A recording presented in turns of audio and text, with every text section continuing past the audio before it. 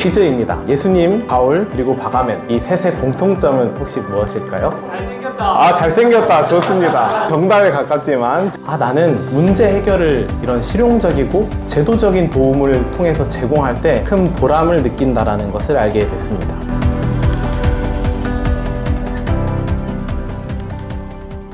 자, 이제 첫 번째 비전 스피치 강연자를 소개해 드릴 텐데요. 저는 이 멘티를 볼 때마다 참 부럽다라는 생각을 좀 많이 합니다. 어떤 면에서 좀 부럽냐면은 아마 제 생각에는 예수님 다음으로 가장 많이 불리는 이름이 아닐까 싶습니다. 그래서 바가멘 멘티를 소개하도록 하겠습니다.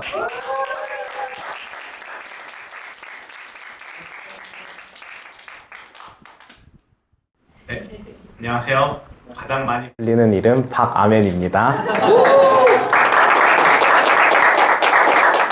네, 저는 오늘 목사이자 땡땡입니다 라는 주제로 강연하겠습니다. 저는 평화를 상실한 개인과 공동체를 위해서 제도적이고 실용적인 도움을 제공해서 주체적인 삶을 회복하도록 돕는 새로운 목회 모델링을 연구하는 사역자가 되겠다는 꿈을 가지고 있습니다. 퀴즈입니다.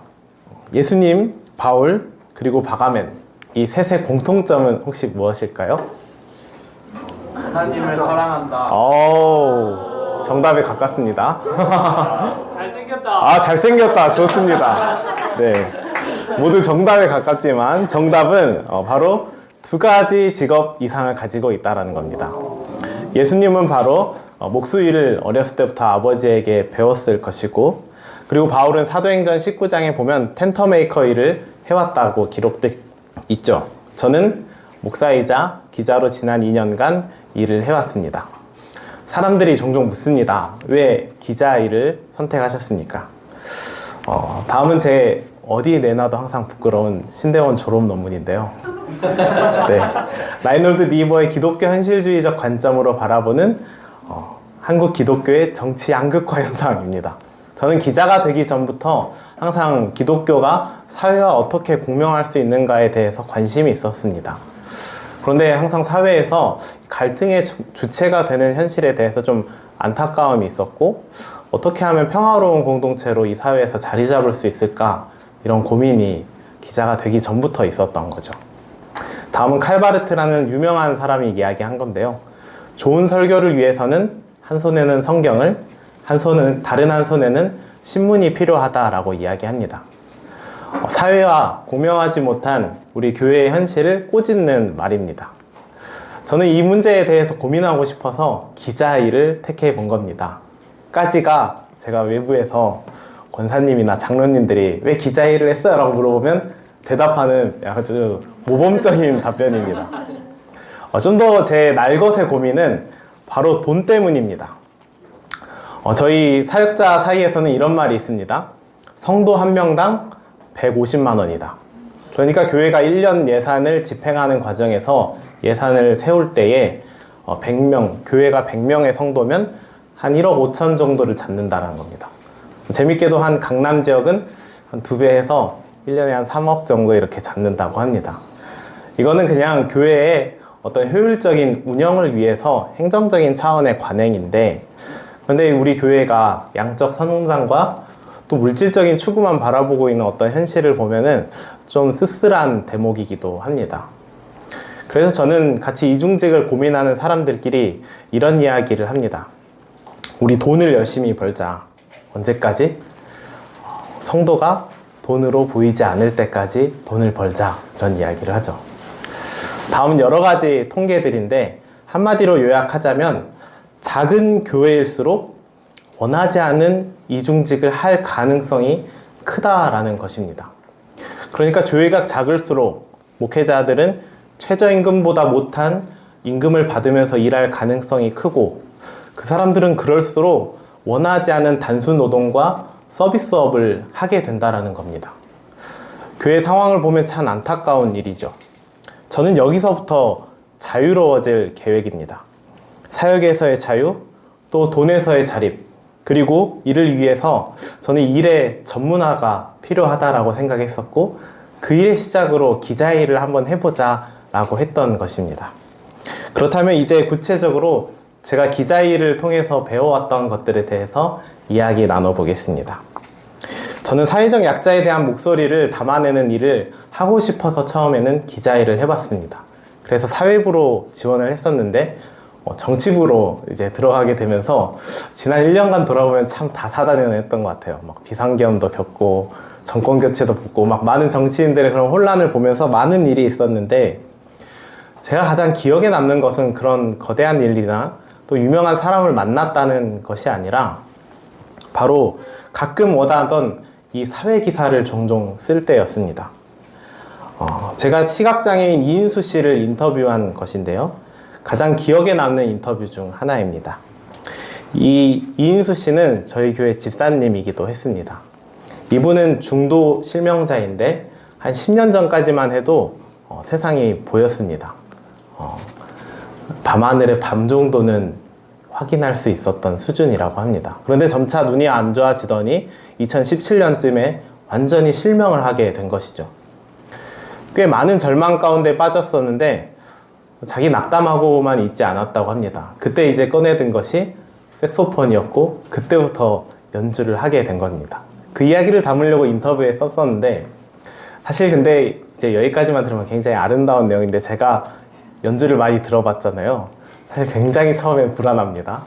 막 삑사리도 많이 나고 막 그런 연주 있잖아요. 막 듣는 사람이 더 불안한 연주, 막 성도님 눈치 보이고 그런 연주를 처음에는 많이 구사하다가 한 3, 4년 코로나 지나고 더 연습을 많이 해서인지 이제는 연주하면은 성도님들 너무 좋아하시고 은혜가 너무 나다고 항상 좋아하십니다. 특히 이제 그가 어떤 손의 감각만을 유지하면서 운지를 하고 연주를 할 때쯤이면 참 아름답다라는 생각이 듭니다. 저는 이런 이야기 담아내는 게 좋더라고요. 아무도 잘 지켜보지도 않지만 인터뷰 빌미로 사람들과 대화하고 그 글을 글로 담아내는 게 참 보람을 느끼는 순간이었습니다. 그래서 저는 그때 깨달았습니다. 나는 사회적 약자에 대한 이야기를 글로 남기는 것을 참 좋아하구나. 대단한 사람이라기보다는 소소하면서도 아름다운 이야기, 그 일상을 공유하는 글을 사람들과 나눌 수 있는 것에 큰 보람을 느낀다는 것을 알게 되었습니다. 기자 일을 통해 배운 두 번째가 있다면 제도적인 도움을 제공하는 겁니다. 뒤에 사진은 조산사라는 직업에 있는 사람이 신생아를 받아내는 장면입니다. 혹시 여러분 중에 조산사가 무엇인지 아시는 분 있나요? 조산사. 도울 조자를 써서 산모가 아이를 낳는 것을 도와주는 사람이에요. 그런데 또 이 조산사는 모두 다 간호사라는 걸 알고 계신가요? 간호사 면허를 가지고 있어야만 조산사 면허를 취득할 수 있는 자격이 주어지는 겁니다. 근데 우리가 잘 알고 있지 못하듯이 조산사의 역사가 한 130년 됐는데 관련 법 개정이 하나도 이루어지지 않았습니다. 이번에 그런데 처음으로 이루어졌습니다. 다음은 제가 조산사와 관련된 기사를 쓴 내용입니다.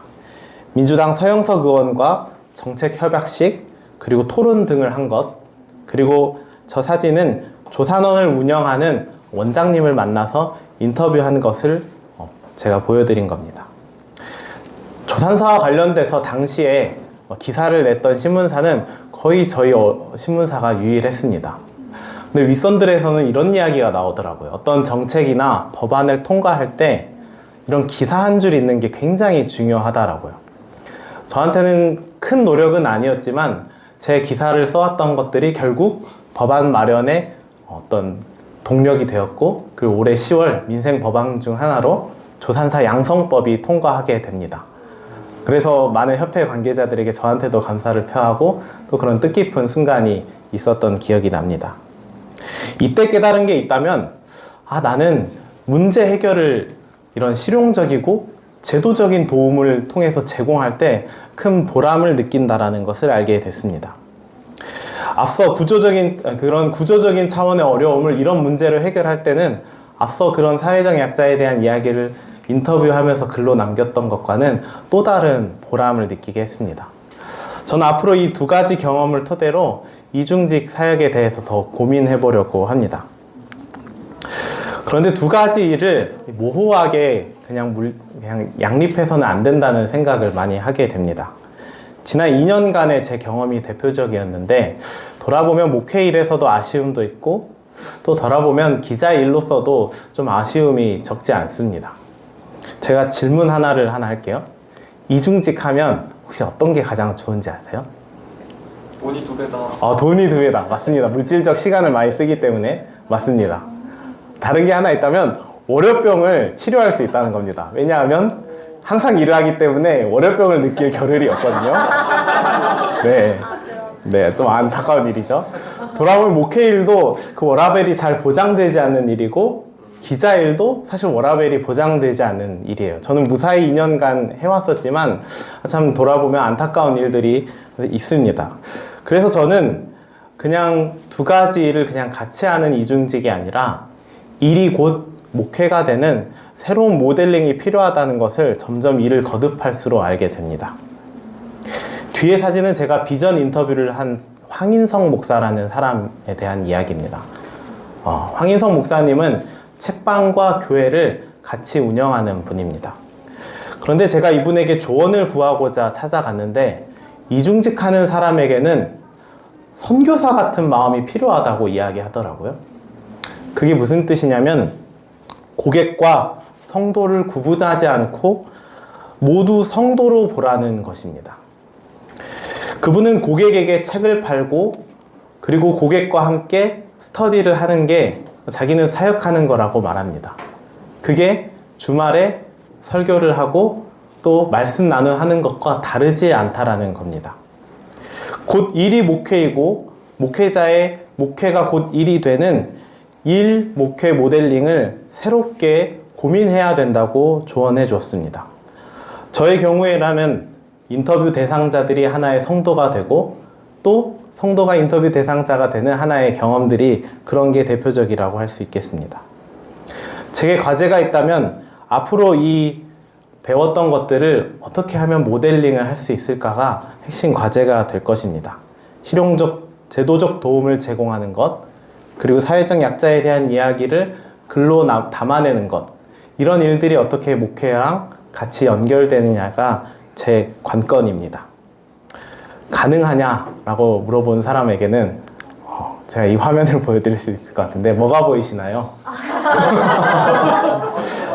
그렇죠. 사실 저도 아직 좀 암담합니다.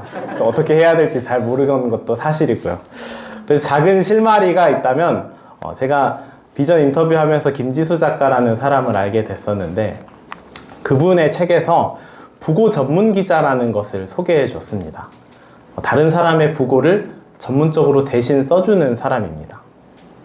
근데 그 사람이 해주는 말이 하나 있었는데, 자신의 부고를 자신이 직접 적는 게 제일 좋다고 이야기합니다. 전 오늘 올해 3월에 아버지를 위암으로 하나님 품에 안겨드렸었는데, 그때를 돌아보면 저는 그 부고 쓸 때 너무 정황이 없어서 그냥 장례식장에서 주는 카카오톡 그걸 막 돌리기 바빴던 기억이 납니다. 그래서 몇 명은 막 빼먹고 나중에 죄송하다고 이렇게 이야기했던 기억도 납니다.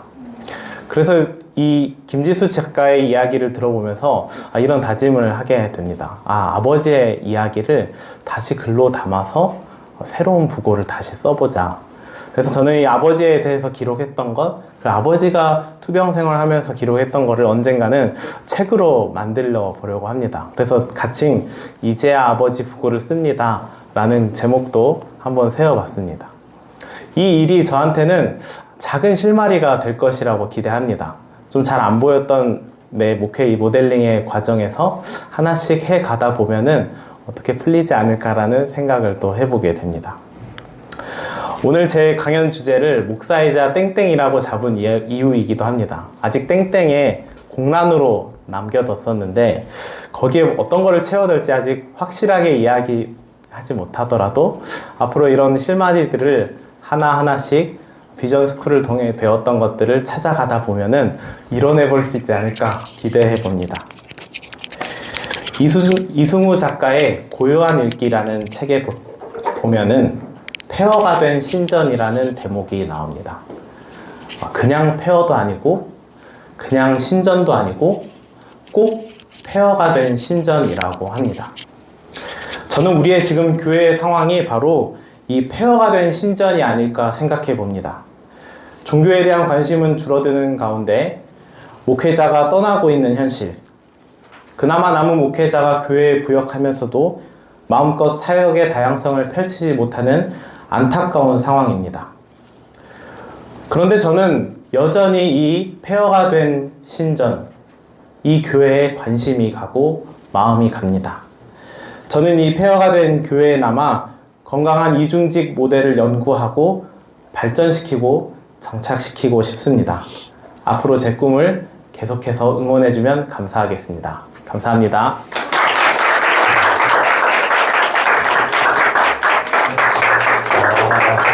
좋습니다.